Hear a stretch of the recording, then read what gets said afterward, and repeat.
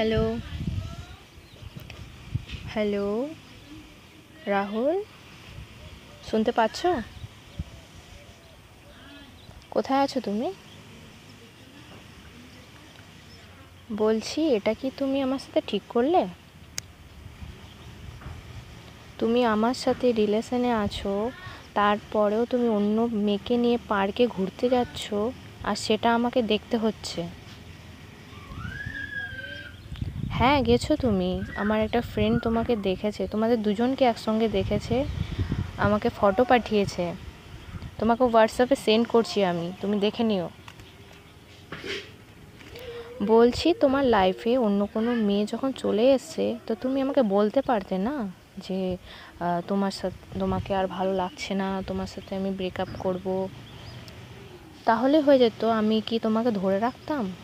আমি জানি জোর করে ভালোবাসা পাওয়া যায় না, আমি ছেড়ে দিতাম। হ্যাঁ, যদি তুমি তার সঙ্গে হ্যাপি থাকো, তো আমি কেন তোমাকে ধরে রাখবো? তুমি এটা আমার সাথে ঠিক করলে না। ঠিক আছে, ওর সঙ্গে হ্যাপি থেকো, ভালো থেকো। Good bye.